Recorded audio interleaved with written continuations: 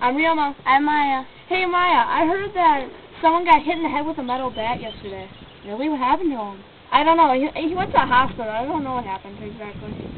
I just got a good idea. What? You know how Fuji and Mizuki had a match yesterday, and Fuji got hurt really, really bad? I see we could take a metal bat and hit Mizuki in the head. What about Yuta? He left the stadium when he got hurt.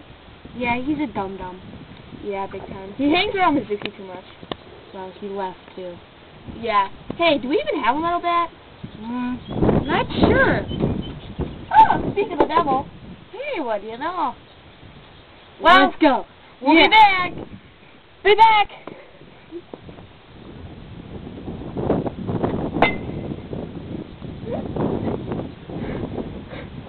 Wow.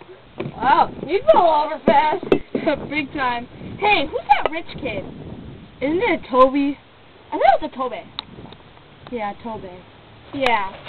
We should go smack him in the head once. Yeah, spoiled rich kid. Let's go. Yeah. Bye. See ya. Alright, they were gonna go smash a Tobe, so yeah. Tune in next time for Dangers on something.